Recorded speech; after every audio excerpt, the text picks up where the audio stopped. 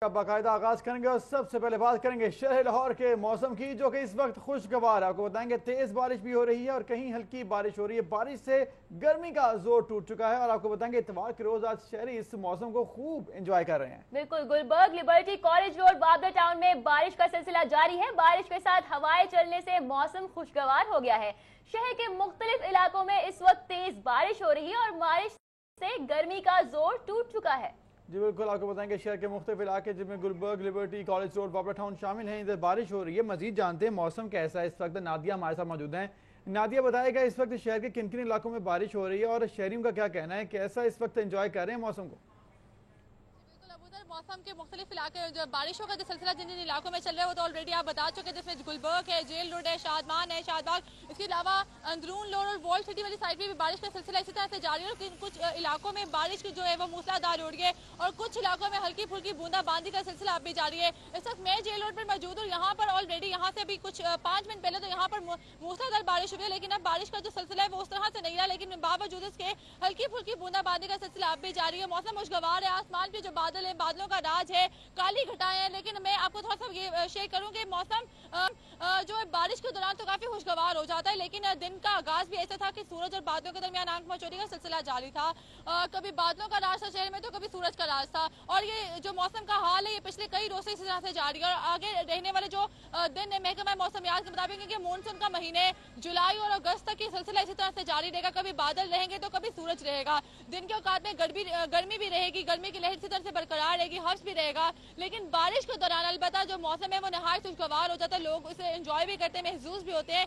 और इन चीजों को एंजॉय करने के लिए फिर जो शहरी है वो घरों से भी निकल जाते हैं। स्पेशली यहाँ पे समर वेकेशन भी चल रहे हैं तो कुछ लोगों ने नॉर्दर्न साइड का रुख कर लिया, लेकिन मानसून में जो लोग नॉर्दर्न साइड पे नहीं जा सके वो इस मौसम से काफी खुशगवार मौसम से एंजॉय कर लेते हैं। लोग पार्कों का रुख करते हैं, खाने पीने की चीजों का रुख करते हैं। जो लोग वहाँ नहीं जा सकते तो फातर में होते हैं, वो अपने ऑफिस टाइमिंग्स में ही खाने पीने की चीजें मंगवा के एंजॉय कर लेते हैं। लोग ड्राइविंग पे जाते हैं। तो इस वक्त मैं भी अपने काम को काफी एंजॉय कर रही हूँ, क्योंकि अलबत्ता सुबह की बात की जाए तो काफी गर्मी थी, लेकिन इस वक्त मौसम काफी खुशगवार है। क्योंकि मौसम खुशगवार होने से जो परिंदे हैं वो भी हवा में झूम रहे हैं और जो सब्जा है वो भी नहा के काफी निखर चुके हैं। इस वक्त लोगों का जो रुख है, मेरे पीछे अगर आप देख सके तो रोड पे चलती हुई जो ट्रैफिक है उससे इस बात का अंदाजा लगाया जा सकता है कि वीकेंड के बावजूद लोग अब घरों से निकल आए हैं। और महकमा मौसमियात की जो पेश गोई है वो यही है कि अगले 24 घंटों में जो रात का वक्त है, शाम जैसे ही मतलब अब हो चुकी है, तो इसमें रात गए तक तेज बारिश के फिर इम्कानात है। क्योंकि लाहौर शहर के ना सिर्फ जितने भी इलाके, कुछ इलाकों में बारिश होगी, कुछ इलाकों में मूसलाधार बारिश होगी, कुछ में बूंदाबांदी होगी, कुछ इलाकों में बारिश नहीं होगी। ये सिलसिला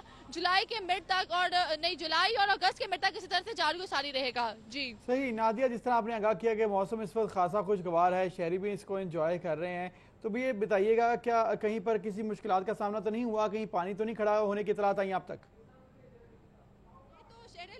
अलग सी दास्तान है कि जहाँ पे मौसम खुशगवार होता है लोग उसे एंजॉय भी करते हैं, महसूस होते हैं, लोग खाने पीने का रुख करते हैं, शॉपिंग भी करते हैं। लेकिन अपने रहमत कई इलाकों के लिए जहमत भी बन जाती है। वो एक बड़ा मशहूर सा मुहावरा है ना कि मुसीबत कोई भी आए तो पिस्ता गरीबी है। तो जो हमारे नशेबी इलाके हैं वो नदी नालों का मंजर पेश करने लग जाते हैं। तो वासा इंतजामिया ने पिछले कई रोज से यहाँ पर जितने भी हमारे पोश एरियाज है वहाँ पे तो पानी खड़ा नहीं होता। वासा इंतजामिया वहाँ पे तो काम करती है। अलबत्ता पिछले कई सालों का रिकॉर्ड देखा जाए तो इस साल लाहौर शहर में पानी का इतना बुरे हालात नहीं है, लेकिन बावजूद इसके भी जो कुछ इलाके हैं, नशेबी इलाके खास तौर पे, वो नदी नालों का जो मंजर पेश करने लग जाते हैं। फिर लोग वहाँ पे कैंपेन्स भी चलाते हैं, रैलियां भी निकालते हैं, लोग प्रोटेस्ट भी करते हैं उन इलाकों के जो काउंसलर्स और यूसीस वगैरह के खिलाफ। तो अभी तक मुझे इस बात का अंदाजा नहीं है कि किन किन इलाकों में पानी खड़ा हो चुका है, लेकिन मैं आपको थोड़ा सा शेयर कर दूं कि कुछ ऐसे इलाके जहाँ पर मैं खुद भी जाके वहाँ पे सर्वे करके आया। हम लोगों ने कई बार उन इलाकों को उजागर भी किया है कि यहाँ पर पानी खड़ा हो गया, स्पेशली जो बंद रोड के इलाके हैं, इसके अलावा जो वो है पैकेजेस मॉल वाला इलाका है, इसके अलावा जितने भी वॉल सिटी के इलाके हैं, रावी वाली साइड की बात कर ली जाए, शादमान की बात कर ली जाए, और इसके अलावा पीछे जो समनाबाद का इलाका, तो यहाँ पर पानी अक्सर खड़ा हो जाता है। लेकिन वासा इंतजामिया जो उनके मुतलका इंतजामिया है उनसे कई दफा कंप्लेन करने के बावजूद जब तक सड़कों के अंदर पाइप नहीं सही से डालेंगे, बारिश आएगी तो बारिश का पानी तो यूं ही खड़ा होगा। जी नादिया मिर्जा, बहुत शुक्रिया आपका, आप हमें मौसम के बारे में अपडेट कर रही थी। शहर के मुख्तलिफ इलाकों में तेज बारिश हो रही है और बारिश से गर्मी का जोर टूट चुका है। जी बिल्कुल, दूसरी जानिब आपको बताएंगे लॉर्ड मेयर मुबशर जावेद की यूसी 182 आमद। लॉर्ड मेयर मुबशर ने यूनियन काउंसिल 182 के दफ्तर का इफ्तिताह किया है। Speaker metropolitan corporation Mian Mohammad Tariq Rao Shahabuddin भी इस मौके पर मौजूद हैं। आपको बताएंगे दफ्तर का इफ्तिताह किया गया है। यूनियन काउंसिल 182 के दफ्तर का जहां पर आपको बताएं कि लॉर्ड में मोहम्मद जावेद ने खुसूसी तौर पर शिरकत की है। राव दिलशाद हमारे साथ मौजूद है, उनसे मजीद तफसीलात जानेंगी। जी राव दिलशाद, बताइएगा। जी बिल्कुल, mayor Lahore colonel doctor Mohammad Javed Jallo Mor की यूनियन काउंसिल 182 पहुंचे हैं, जिसका नया दफ्तर जो है वो बनाया गया था। इस दफ्तर का इफ्तिताह किया mayor Lahore colonel doctor Mohammad Javed ने, जबकि इस मौका पर deputy mayor Rao Shahabuddin, deputy mayor और speaker metropolitan corporation Mian Mohammad Tariq, deputy mayor Misaq Mughal और इनके साथ साथ दीगर जो बलदियाती नुमाइंदे थे वो भी मौजूद थे। इस मौका पर mayor Lahore colonel doctor Mohammad Javed का कहना था कि मुस्लिम लीग नून के जो वर्कर हैं वो काबिल फख्र सरमाया हैं, इसलिए ख्वाह वो देही इलाकों में हो या शहरी इलाकों में, तो उनके पास आना फख्र समझते हैं, तो इसीलिए यहाँ भी आए हैं। और अब चूँकि बलदियाती नुमाइंदों को फंड्स भी दिए जा रहे हैं और तरक्याती कामों की रफ्तार को मजीद तेज किया जाएगा। इस मौका पर chairman union council 182 Rashid Ahmed Bhatt ने यूनियन काउंसिल के मसाइल से मेयर लाहौर को आगाह किया। मेयर लाहौर ने इस पर तमाम मसाइल हल कराने की यकीन दहानी कराई। बहुत शुक्रिया राव दिलशाद, आप हमें आगाह कर रहे थे। यूनियन काउंसिल के दफ्तर का इफ्तिताह किया, क्या उस पर क्या गुफ्तगू की आपने आगाह किया। गणेश शाहू पुल का काम अगस्त में मुकम्मल होगा, ये कहना है प्रोजेक्ट मैनेजर। उन्होंने कहा कि पुल की मुरम्मत की जा रही है और गणेश शाहू पुल पर पोल लाइट्स भी लगाई जाएंगी। जी बिल्कुल, प्रोजेक्ट मैनेजर उमर हयात ने कहा कि गणेश शाहू पुल पर पोल लाइट्स भी लगाई जाएंगी। पुल का काम 20 जुलाई तक मुकम्मल होना था, लेकिन अब नई तारीख दी गई है और अगस्त तक इस काम को मुकम्मल तौर पर कर लिया जाएगा। गणेश शाहू पुल की मुरम्मत में शुरू कर दी गई है। दुआ मिर्जा से मजीद जानेंगे। दुआ बताएगा कब तक मुकम्मल होगा गणेश शाहू पुल। ये काम जो था वो 20 मई से शुरू किया गया था और 20 जुलाई को गणेश शाहू पुल की मुरम्मत का काम मुकम्मल होना था, लेकिन मानसून की बारिशों की वजह से ये एलडी की तरफ से रिस्क जाहिर किया गया था कि कोई भी रिस्क ना लिया जाएंगे। मुकम्मल मुरम्मत होनी थी, यहाँ पर मुकम्मल सड़क को उखाड़ा जाना था और फिर मुकम्मल तरह से इसकी मुरम्मत की जानी थी, इसलिए इसका ताखिर का शिकार हुआ। लेकिन अब यही बताया जा रहा है प्रोजेक्ट मैनेजर की जानिब से कि 14 अगस्त को इस पुल को आवाम के लिए खोल दिया जाएगा और इसकी मुरम्मत मुकम्मल कर ली जाएगी। इस मनसूबे के तहत पूरी जो गणेश शाहू का पूरा पुल है उसकी मुरम्मत की जा रही है और इसके अलावा यहाँ पर लाइट्स भी लगाई जाएंगी, पोल लाइट्स लगाई जाएगी। और बिल्कुल अगर आप देखें तो पहले मरहले में ये कोपर शोर से गणेश शाहू की तरफ एक साइड पर रोड बनी थी और दूसरे मरहले में गणेश शाहू से कोपर शोर की तरफ दूसरी सड़क बनी थी और 14 अगस्त तक ये काम मुकम्मल किया जाएगा। 14 दिन की ताखीर का शिकार हुआ और उसकी बड़ी वजह यही बताई जा रही है कि मानसून की बारिशें शुरू हो गई थी और बारिशों में कोई भी रिस्क लेने से इन्होंने गुरेज किया ताकि बाद में कोई मसला जाहिर ना हो। 16 करोड़ तकरीबन 17 करोड़ की लागत से ये मंसूबा जारी है और इसकी मुरम्मत की जा रही है। इसके अलावा इसमें इसके जॉइंट्स की मुरम्मत की जा रही है। मुकम्मल तौर पर इस पुल को उखाड़ा गया और दोबारा इसको बनाया जा रहा है और पुल की मुरम्मत जो है वो 14 अगस्त तक मुकम्मल कर ली जाएगी। उमर हयात प्रोजेक्ट मैनेजर की जानिब से यकीन दहानी करवाई गई है कि जो भी ताख़ीर हुई उसमें उनका अपना तो कोई कसूर नहीं था, जबकि मानसून बारिशों की वजह से उन्होंने कोई रिस्क नहीं लिया और 14 अगस्त तक ये काम मुकम्मल कर लिया जाएगा। जी सही। दुआ ये बताइएगा, गणेश शाहू पुल के हवाले से आप आगाह कर रही हैं, क्या इसकी जो तामीर है उसमें किसी किस्म की प्रॉब्लम तो नहीं आई? चौबचा फाटक भी करीब है, उसके भी अंडरपास जेर तामीर है, क्या उसका कोई असर तो नहीं हुआ इस पर, इसकी ताख़ीर में, इसके अलावा कि मानसून की बारिशों का सिलसिला था? नहीं, बिल्कुल अबूदर इन चीज़ों से बचने के लिए एहतियाती तदाबीर के लिए इस मनसूबे को ताख़ीर का शिकार हुआ है मनसूबा और 14 अगर ये मनसूबा तो 20 जुलाई तक मुकम्मल हो जाना था और तमाम काम तेज़ी से जारी था, लेकिन मानसून की बारिशों की वजह से ही इसको रोका गया था और उसमें आहिस्ता सुस्त रवि का शिकार था मनसूबा, ताकि कोई भी इस तरह की बात ना हो कि बाद में कोई मसला बने, इसलिए ताख़ीर का शिकार हुआ और अभी तक यहाँ पर कोई मसला नहीं है, काम जारी है। और अगर आप देखेंगे गणेश शाहू पुल जो वहाँ से स्टार्ट होता है वहाँ पर फवारे भी 2 बनाए जा रहे हैं शहरियों के लिए। उसके अलावा जैसे ये काम मुकम्मल कर लिया जाएगा उसके बाद PHA की तरफ से यहाँ पर पुल भी लगाए जाएंगे, उसकी तज़ीनो आराइश पर भी काम किया जाएगा। लेकिन अभी फिलहाल जो है वो उसकी मुरम्मत की जा रही है और 14 दिन बाद आप देखेंगे कि ये आवाम के लिए खोल दिया जाएगा। हमारे साथ ही मौजूद रहिएगा। अब हमें इस सूरत से आगाह करी थी कि 20 जुलाई को काम जो मुकम्मल होना था अब 14 अगस्त को मुकम्मल होगा। उधर चौबचा फाटक की बात करते हैं, आपको बताएंगे चौबचा फाटक पर तरक्याती काम तेजी से जा रहे हैं। 90% पाइज नस्ब कर दी गई हैं, जबकि 300 फुट अंडरपास की खुदाई भी कर ली गई है। इसके साथ साथ आपको बताएंगे जेर जमीन 3888 पाइप का काम भी मुकम्मल हो चुका है। बिल्कुल 90 पाइप जो हैं वो नस्ब कर दी गई और 300 अंडरपास की खुदाई की जा रही है। अरसलान हैदर इस वक्त हमारे साथ मौजूद है, उनसे मजीद जानेंगे। जी अरसलान बताइएगा। जी बिल्कुल, चुबच्चा फाटक पर तरक्याती काम जोरों शोर से जारी है और यहाँ पर तकरीबन सुपरवाइजर और अफसरान के मुताबिक यहाँ पर तकरीबन ज़ेरे ज़मीन 3888 पाइल्स ज़ेरे ज़मीन नस्ब कर दी गई हैं। अलबत्ता सुपरवाइजर्स का कहना है ये 90% पाइल्स मुकम्मल करेंगे, जबकि बकिया 10% काम भी बहुत जल्द हो जाएगा। धर्मपुरा से हरबंसपुरा की जानिब से अंडरपास भी बन रहा है। 1.3 किलोमीटर तवील लंबा अंडरपास भी बनाया जाएगा यहाँ पर, जिसकी खुदाई तकरीबन 300 फुट से जायद कर दी गई है। यहाँ पर अफसरानों यहाँ पर सुपरवाइजर्स का कहना है कि बारिशी मौसम के बायस यहाँ पर इन्हें काम करने में परेशानी होती है, जिसके बायस सुस्तरवी का शिकार हो जाते हैं इनके अमूर। इनका यह कहना है बारिशी मौसम का इंतजार है, जैसे बारिशी मौसम खत्म होगा इसके तो हमारे काम में मजीद तेजी आएगी और इस काम को बहुत जल्द मुकम्मल कर लिया जाएगा। जी सही। तो अरसलान ये बताएगा, जिस तरह से आपने कहा कि काम जो है वो जल्द मुकम्मल कर लिया जाएगा, तो मानसून की वजह से काम को रोका तो नहीं गया?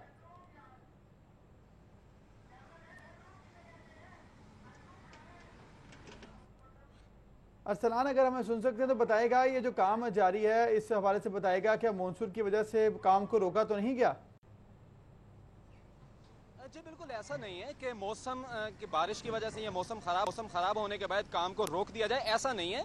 मैं पहले बता चुका कि इसमें सुस्त रवि का शिकार हो जाता है ये काम। यहाँ पर काम करने वाले अफराद दिन रात यहाँ पर काम जारी है, अलबत्ता मौसम के बाद सुस्त रवि का शिकार होता है, काम सुस्त हो जाता है, काम थोड़ा होता है, लेकिन रोका बिल्कुल नहीं जा रहा काम। जी बहुत शुक्रिया अरसलान, आप हमें आगाह कर थे। दुआ मिर्जा आप हमें आगाह कर रही थी तमाम इस वक्त जो तामीराती काम है के हवाले से आपने आगाह किया कि कब तक इस काम को मुकम्मल कर लिया जाएगा। खबरों का सिलसिला आगे बढ़ाएंगे इस ब्रेक के बाद। हमारे साथ नामा फैसले के बाद तहरीक इंसाफ का यौम तशक्कुर जारी है। बाबू साबू इंटरचेंज से तहरीक इंसाफ के काफिले इस्लामाबाद जलसे में शिरकत के लिए रवाना हो चुके हैं। जी बिल्कुल, आपको बताएंगे बड़ी तादाद में, आपको बताएंगे डॉक्टर यास्मीन राशिद और इसके साथ साथ वलीद इकबाल और आपको बताएंगे मियां सलीम इकबाल की क़यादत में बड़ी तादाद में कारकुनान जो हैं वो इस वक्त इस्लामाबाद की तरफ रवां दवा हैं। अली रामे हमारे साथ मौजूद हैं, उनसे मज़ीद जानते हैं। जी अली रामे, बताइएगा आप इस वक्त कहाँ पर मौजूद हैं और ये बताइएगा कि क्या काफिले अब रवाना हो चुके? जी बिल्कुल, मैं इस वक्त मौजूद हूँ रावी टोल प्लाजा पर और यहाँ से कुछ देर कबल ही पाकिस्तान तहरीक इंसाफ के जो काफिले हैं वो रवाना हो चुके हैं इस्लामाबाद के लिए। तो आज उनके चेहरे बहुत मुस्कुरा रहे थे और उसकी वजह भी यही थी कि वो एक जो जश्न था, वो एक जीत जो है वो जीत चुके हैं और उसी पर आज यौम तशक्कुर मनाने के लिए वो इस्लामाबाद पर अपने कायद की एक कॉल पर वहाँ पर पहुँच रहे हैं। तो लाहौर समेत पंजाब भर के मुख्तलिफ अजला से जो पाकिस्तान तहरीक इंसाफ के कारकुनान अपने सियासी कायदीन के हमरा आज रावी टोल प्लाजा समेत बाबू साहबा और दीगर जो इंटरचेंज है वहाँ से गुजरे। तो अपने सियासी कायदीन के साथ साथ वो यहाँ पर और जो लीगी जो उनके तहरीक कारकुनान हैं उनके साथ वो मौजूद थे। तो अगर लाहौर से बात की जाए तो लाहौर से रावी टोल प्लाजा से जो यहाँ पर रुके उनमें मियाँ असलम इकबाल थे, NA 129 से मियाँ मंशा थे जो कि पाकिस्तान तहरीक इंसाफ के कारकुनान थे, जो उन्होंने इलेक्शन भी लड़ा लेकिन वो जीत नहीं सके, तो वो भी अपने कारकुनान के साथ थे। तो यहाँ पर काफ़ी देर मौजूद रहे, उन्होंने भंगड़े भी डाले, उनके पास जो पाकिस्तान तहरीक इंसाफ का फ्लैग है वो भी उनके पास मौजूद था, नौजवान थे, बच्चे भी थे उनके साथ। तो बड़ी देर तक वो यहाँ पर मौजूद रहे और अपने काफिलों का इंतज़ार कर रहे थे कि पंजाब के दीगर अजला से जहाँ से वो लोग आ रहे ताकि उनका इंतज़ार करके उनको साथ जो है वो ले जाया जा सके। तो इसी तरह ये काफिला आधा घंटे कबल जो है वो मुख्तलिफ गाड़ियों की शक्ल में गुजरता हुआ गुजरावाला से ज़्यादा आगे जो है वो क्रॉस कर चुके हैं। तो काफ़ी तादाद में ये लोग मौजूद थे। तकरीबन यहाँ से जो हमने काउंट किया है वो 100 से ज़ायद गाड़ियाँ जो है वो यहाँ से गुजर चुकी हैं पाकिस्तान तहरीक इंसाफ की, जो कि काफिले की शक्ल में थे।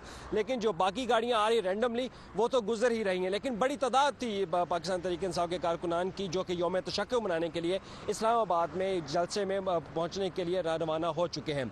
तो यहाँ पर मियाँ असलम इकबाल भी मौजूद थे, तो उन्होंने भी बात करते हुए CD42 से बताया उन्होंने खास तौर पर कि ये एक पूरी कौम की एक जीत है जिसको वो जश्न मनाने के लिए वहाँ पर पहुँचे। न सिर्फ तहरीक इंसाफ के कारकुन बल्कि आवाम जो है वो भी यहाँ पर मौजूद थी, दीगर जो लोग थे दीगर पार्टीज़ के लोग वो भी यहाँ पर तहरीक इंसाफ के साथ मिल बैठ कर जो है वो चलना के लिए शुरू हो चुके हैं ताकि वो ये यौम तशक्कुर जो है वो मना सके। तो यहाँ पर रावी टोल प्लाजा पर जब यहाँ गाड़ियों की बड़ी तादाद जमा भी हुई तो एक ट्रैफिक का तसलसल जो है वो भी कुछ देर के लिए रुका, लेकिन जो मोटरवे पुलिस है उनकी तरफ से फौरी तौर पर ये जो कारकुनान थे तहरीक इंसाफ के उनको कहा गया, उनसे अपील की गई कि वो यहाँ से आगे जाके रुक सकते हैं, लेकिन यहाँ रावी टोल प्लाजा के मध्य मुकाबले नहीं रुक सकते। आपका हमें बता रहे थे तहरीक इंसाफ के काफिले इस्लामाबाद में शिरकत के लिए रवाना हो गए हैं। मजीद भी आपको आगाह करेंगे इसी हवाले से, लेकिन अभी एक break. Deputy mayor Rao Shahabuddin इस वक्त तकरीब से खिताब कर रहे हैं। अल्लाह के हुक्म से ये इख्तियार से हटा सकते हैं, लेकिन मेरे कायद मियां मोहम्मद नवाज शरीफ को 20 करोड़ आवाम के दिलों से नहीं निकाल सकते।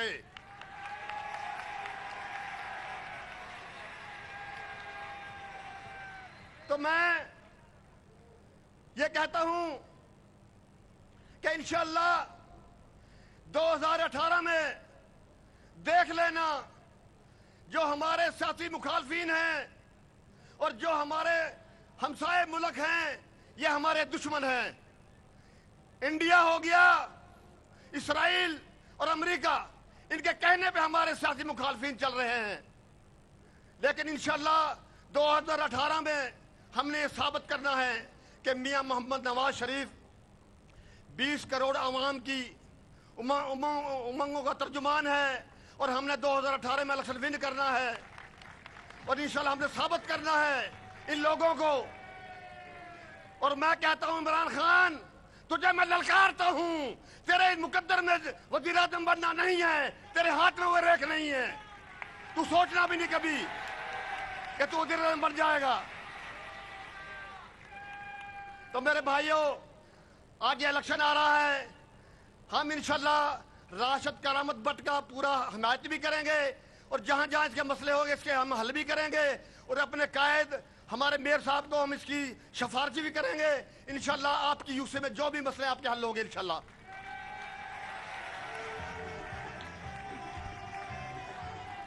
ये वो पत्ते नहीं जो हवाओं से झड़ जाएंगे, उन आंधियों से कह दो अपनी औकात में रहें।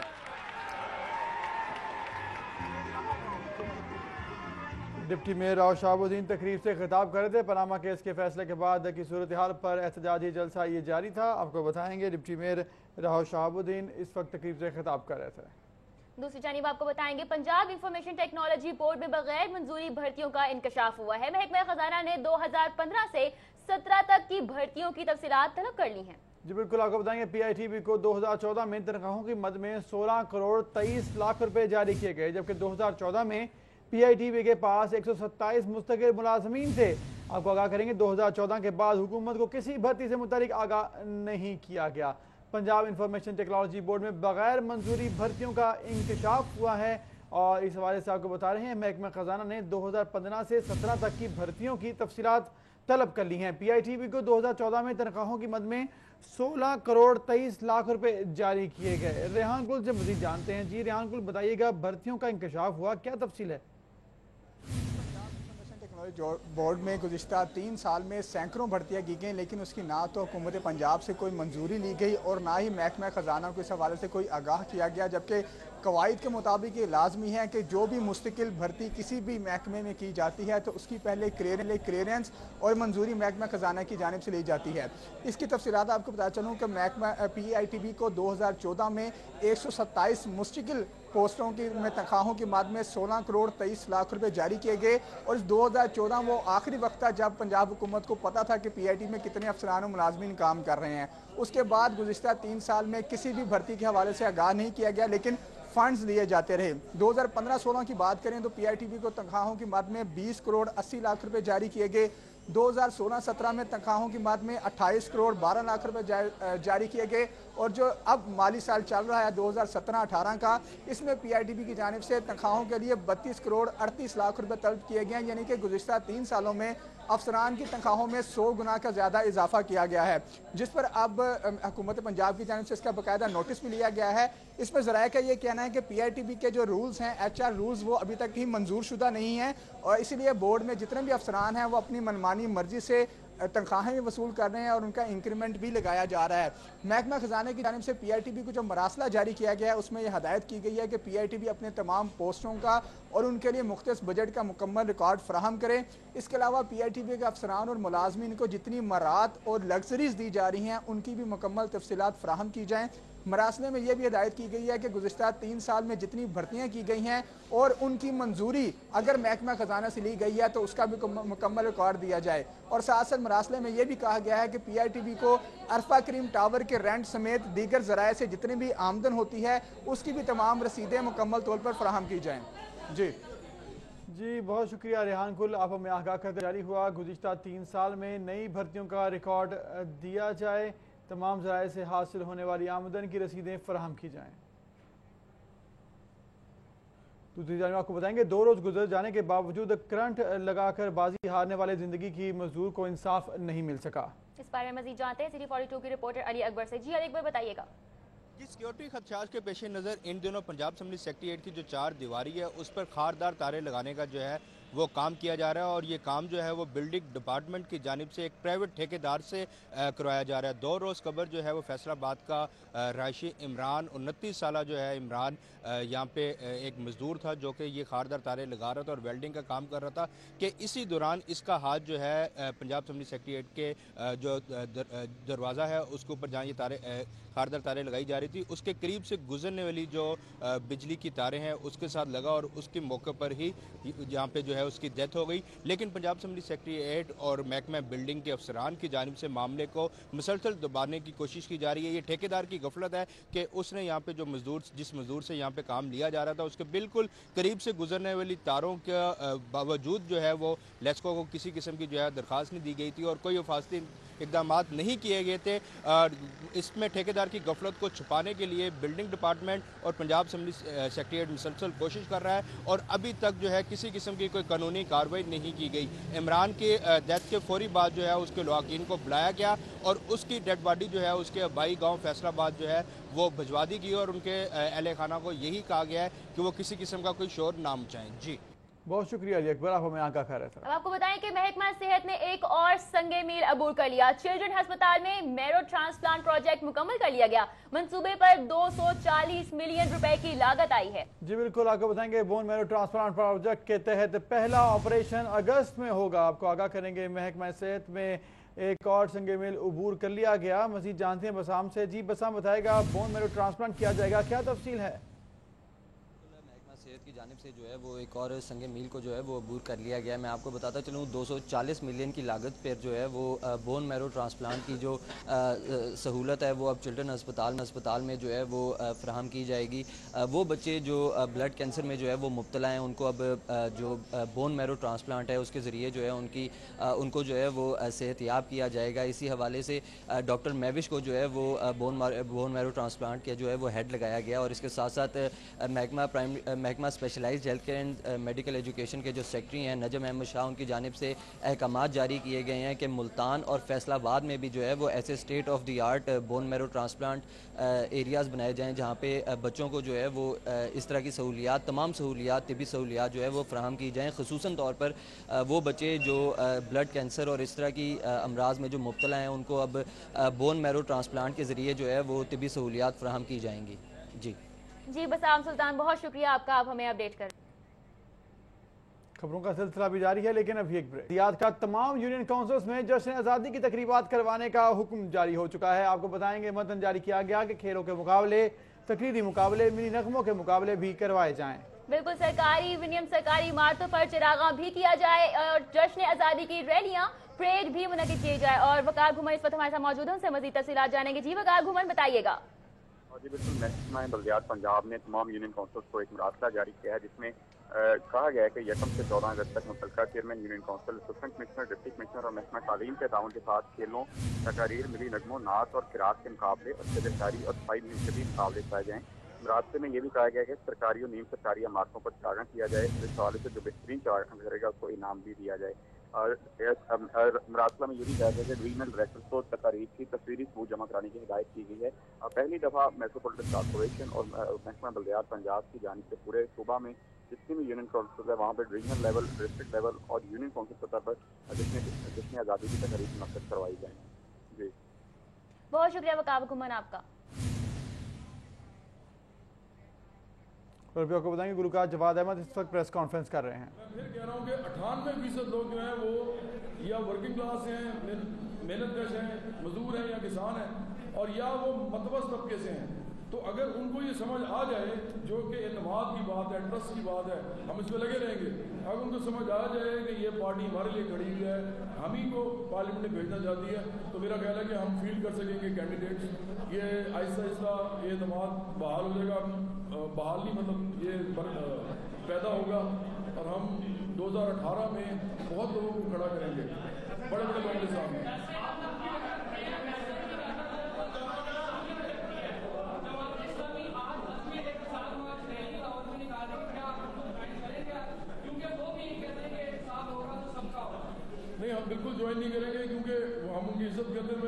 पार्टी हैं, लेकिन 62-63 पे गुलकार जवाद अहमद इस वक्त मीडिया से बात कर रहे थे। दूसरी जानकारी को बताएंगे लॉर्ड मेयर मुबशर जावेद इस वक्त तकरीब से खिताब कर रहे हैं। अस्सलाम वालेकुम। मेरा थोड़ा सा अंदाज मुख्तलिफ है बात करने का। मैं इब्तदा करता हूँ हमेशा आप लोगों से। क्यों इन नौजवानों ने हमें कंधों पर बिठाकर इन इक़्तिदार के सोफों पर बिठाना होता है। इन बुजुर्गों ने मोहल्लों में बैठकर लोगों को इकट्ठा करना होता है। इन बहनों ने घर में बैठ के बातें करनी होती हैं कि करामत बट चंगा भरा है उसने वोट दईए। नवाज शरीफ की भी लोग चंगिया ही गल्लां कर दियां ने।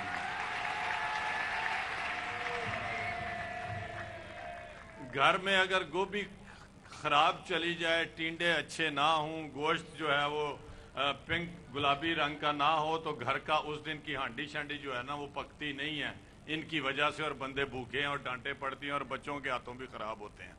इनका इतना इम्पोर्टेंट रोल है, इनका इतना इम्पोर्टेंट इशू है। तो ये मेरी बहनें हैं, ये माएँ भी हैं, ये बेटियां भी हैं, ये बहनें भी हैं। इनकी अजमत को सलाम। ये हमें जन्म देती हैं, हमें तरबियत देती हैं, हमें इस काबिल करती हैं, हमें इस काबिल करती हैं कि हम मुआशरे में यहाँ बाइज्जत तरीके से और यहाँ पर बैठे होते हैं। अल्लाह करे कि ये माएँ और बहनें अपनी औलादों को इतनी आला तरबियत दें कि इस मुल्क में आने वाली लीडरशिप जिसको फिर यही जन्म देती हैं वो पाकिस्तान को बुलंदियों पर ले जाए।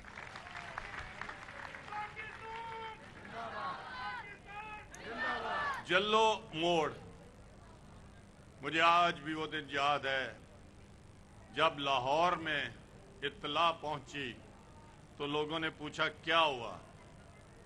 लोगों ने ये कहा कि बार्डर वालों लोग गड्डां दे उत्ते समान ते रेहड़ियां दे उत्ते समान ते जख्मी खून पत्त होके ते लाहौर नाल लगे आंदे ने। तुहाडे खून नाल 1965 दी जंग दे विच लाहौर इतला पहुंची सी। मैनू बड़ा फखर है कि कौम दा एक महकमा है फौज, कौम दा महकमा। मैं उसे यूनिट पलटन च गया जिस यूनिट ते पलटन दे मेजर आफ्ताब ने यह पुल शहीद करके ते निशाने जुरत हासिल किया। वो किसी जरनैल ने नहीं सी दिता, वो किसी चीफ ने नहीं सी दिता, वो उस मेजर ने जिहड़ा गरीब मां दा पुत्र सी और इहो जिहियां मावां ने जम्मिया सी इस पुल नूं उड़ा के ते हासिल किया सी। लोकी कहंदे ने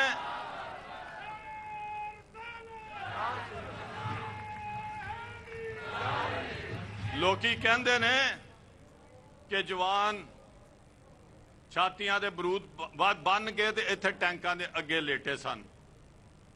तुहाडे तो वध के कोई बंदा माइना नूं नहीं जानदा। ओही जवान सन जदों बरूद खत्म हो गया ते मेजर आफ्ताब नूं ओहदे कर्नल ने आख्या कि हुण की करना है, ते जवानां ने आख्या कि सर एंटी टैंक माइना फड़ने आ ते पुल दे पर पासे जा। टैंकां दी आवाज आ रही सी, 3 टैंक लीड कर रहे सन। उन्हां जवानां ने एंटी टैंक माइना फड़ियां, अगे आए, टैंकां दे ट्रैकां दे अगे रखियां, वापस आने दा मौका नहीं मिलिया ते अपने वतन नूं कुर्बानी दे दी, अपना शहादत दे दी। वो किसे जरनैल दे पुत्र नहीं सन, तुहाडे ते मेरे अर्गे गरीब मावा पुत्र सन और पाकिस्तानी कौम चो आए सन, किसी जरनैल दे घरों नहीं सन आए। इस वास्ते असी अवाम साडा हक है पाकिस्तान दे उत्ते हुकूमत करना। ते जदों कोई भी साजिश हुंदी है, कोई भी गल हुंदी है, हुकूमतां डिगियां जांदियां ने, अदालतां आंदियां ने, मार्शल्ला लगदे ने, ते इन्हां अवाम नूं पहलां सोचना, इन्हां अवाम दे बारे च पहलां सोचना चाहिए कि इन्हां दियां इलैक्टेड हुकूमतां इस तरह ना डिगियां जान जिस तरह हुण डिगी है।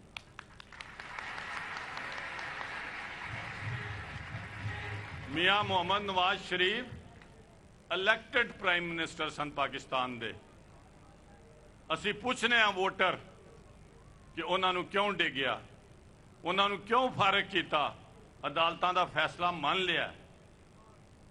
मियाँ साहब आराम नाल वजारत उज़मा दा ओहदा छड्ड के आ गए ने, मगर असी वोटर हाँ, साडा हक बनदा है असी सोचिए, असी पुछिए कि होर ते तफसील दसो कि हुकूमत नूं क्यों खत्म किया गया। इस वास्ते अवाम दी हुकूमत अवाम दे वोट नाल आंदी है, अवाम दी ख्वाहिशात दा एहतराम करना हर इदारे ते लाजम है। बाकी तुहाडे जिहड़े यूसी चेयरमैन साहब ने एक मिसाल है कि बच्चा रोवे ना ना ते मां दुध नहीं पियांदी, ये इन्ना घरोंदे ने इन्ना घरोंदे ने असैंबली च आके कि वो सारे जिहड़े 319 मैंबर ने वो सारे ही मावां बन जांदे ने और वो कहंदे ने करामत साहब की गल सुनो।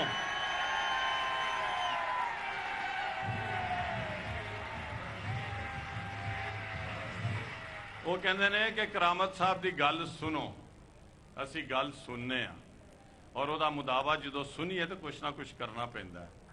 तुहाडा जिहड़ा मुतालबा है ग्राउंड का सिर मत्थे ते,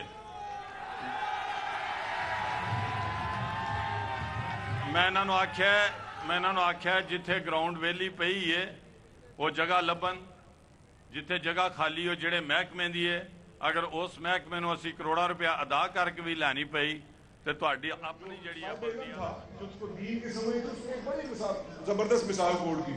वो एक खातून थी किसी वलीउल्लाह के दौर में, तो उसने बदफेली की तो उसको संसार करने के लिए हुक्म दे दिया गया कि इसको संसार कर दो। तो सारी जो उस वक्त की कौम थी वो लपकी उसकी तरफ, तो वलीउल्लाह ने रोक दिया। उसने कहा 1 सेकंड ठहरो, सबसे पहले इसको पत्थर वो मारे जिसने खुद कभी बदफेली ना की। तो दुनिया ठहर गई। तो आज हमारे साथ क्या कर रहे हैं कि जी 62-63, और भाई कौन सी 62-63? मियाँ नवाज शरीफ को तो कौम सालों साल से जानती है और जो हमारे मुखालफी हैं उनको भी जानती है। तो सियासत में कौन ढका छुपा रहता है एक दूसरे से? कोई नहीं ढका छुपा रहता।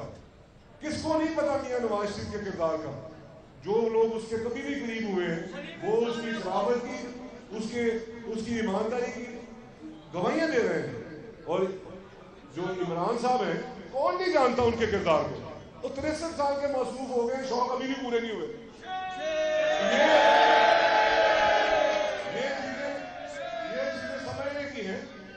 ये चीजें समझने की है। सिर्फ और सिर्फ इशू ये था कि मियां नवाज शरीफ को किसी तरह स्क्रीन से हटाना था और वो हटा दिया उन्होंने। सिर्फ इशू ये था। सिर्फ इस चीज की सजा है कि जब आप जो बैरूनी कुव्वतें हैं, मैं नाम लेता हूं, क्या फैशन में आते हैं, जब आप अमेरिका के इंटरेस्ट के खिलाफ जाते हैं तो आपको उसकी प्राइस देनी पड़ती है। खा वो कोई भी लीडर हो, जिसको अमेरिका के इंटरेस्ट के खिलाफ काम करेगा उसको कीमत देनी पड़ती है। मियां नवाज शरीफ का दौरे इक़्तिदार इतना लंबा गिनाते हैं, उसको उठा के देखें कि जब जब मियां नवाज शरीफ ने पाकिस्तान को सर्व करने की कोशिश की है, मियां नवाज शरीफ को हटा दिया गया। जब भी कभी अमेरिका के इंटरेस्ट के खिलाफ मियां नवाज शरीफ ने बात की, उसको हटा दिया गया। तो ये कोई अनहोनी बात नहीं है। ये ऐसा नहीं है कि मैं समझ रहा हूँ और आप नहीं समझ रहे। ये सिर्फ और सिर्फ वजह ये है कि पाकिस्तान 2013 में बाकायदा तौर पे डिफॉल्ट स्टेट थी। मुझे समझ आती है कि मैं उस वक्त भी MNA था, मैं इस्लामाबाद बैठता था। ये जितने टेलीविजन पे चेहरे आते हैं, खुदा गवाह है कि इन सबके साथ जाती मामला, जाती मरासम रहे। तो ये लोग बाकायदा तौर पे डिक्लेयर कर चुके थे कि पाकिस्तान डिफॉल्ट है। मियां नवाज शरीफ साहब आए, उनसे हमने खुद सुनी ये बातें। मुझे खुद नहीं समझ आ रही थी कि मैं इस कौम को आगे किस तरह लेके चलूंगा। सिर्फ एक ही चैलेंज काफी था। अगर नवाज शरीफ काम ना करते तो किसी कॉन्स्पिरेसी की, किसी साजिश की जरूरत नहीं थी। सिर्फ लोड शेडिंग थी कि लोड शेडिंग अगर कंट्रोल ना होती तो कुछ भी ना किया जाता। मियां नवाज शरीफ हुकूमत भी कर सकते थे। मियां नवाज शरीफ का कोई बंदा, मुझ और आप समेत, वो इस सोसाइटी में मियां नवाज शरीफ का टैग लगा के नहीं घूम सकता था। यार ठहर जाओ, मुगल साहब ठहर जाओ, तारक भाई ठहर। तो ये एक थोड़ा छोटा कारनामा है कि 2013 को 50 साल पुरानी बात नहीं है, आज से 4 साल पुरानी बात है कि 4 साल अब हम अंधेरों में डूबे हुए थे। मुझे पता है को हाथ खड़ा करके कौन था, खा को अमीर है खा को गरीब है, जो सुकून के साथ अपने घर में रह रहा था। कोई भी नहीं रह रहा था। तो आज सजा किस चीज की है कि मैं इन आंखों से देख के आया हूं वो प्रोजेक्ट्स, वो नजर ऐसे लगता है जैसे जिन्होंने खड़े की। मैं वो अल्फाज सुनता हूं, मेरे कान इस चीज की गवाही देते हैं। मैं इसलिए आपके सामने गवाह बन के खड़ा हूं कि वो जो बैरूनी जो प्रोजेक्ट के जो बड़े बड़े इंचार्ज आते थे, खा वो चाइना से आते थे, खा वो जर्मन से आते थे, वो कहते थे ये इंसानी तौर पर मुमकिन नहीं है जो मियां नवाज शरीफ की ज़ेरे क़यादत शहबाज शरीफ ने कर दी है। मैं खुद 2 प्रोजेक्ट्स पे गया हूँ। जंगल है, जंगल रेगिस्तान, मट्टी का वो एक समझे कि टीले हैं जहाँ पे जिसकी वजह से ये लाइट जल रही है, जिसकी वजह से हम बैठे हुए हैं। साहिवाल की बात कर रहा हूँ, नंदीपुर की बात कर रहा हूँ।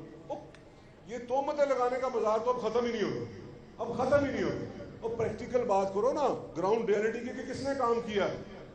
ये गली मोहल्ले, मैं तो आपको बिजली के प्रोजेक्ट्स की बात कर रहा हूँ।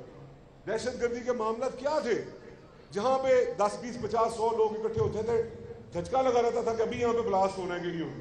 आज ब्लास्ट होना खबर है, पहले ब्लास्ट ना होना खबर होती थी। ये कसूर है मियां नवाज शरीफ का।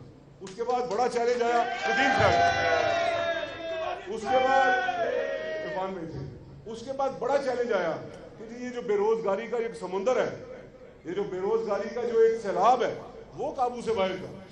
नवाज शरीफ साहब ने ख्वाब देखा कि मैं पाकिस्तान की इकोनॉमी को इतना स्ट्रॉन्ग करूं, इतना तगड़ा करूं कि यहाँ पे नौजवानों को रोजगार मिले। उसके लिए मैंने खुद सुना है नवाज शरीफ को कहते हुए कि मुझे तो खुद यकीन नहीं था, मैं अल्लाह से दुआ करता था कि बनेगा क्या। तो वो चाइना ने हाथ बढ़ाया तो हमने हाथ पकड़ लिया, छोड़ा। वज़ीर बिलाल यासीन नून लीग की कारकर्दगी और नवाज शरीफ की नाअहली के हवाले से इज़हार ख्याल कर रहे थे। न्यूज़ स्टूडियो से फिल वक्त इतना ही। मज़ीद खबरों और अपडेट्स के लिए देखते रहिए City 42।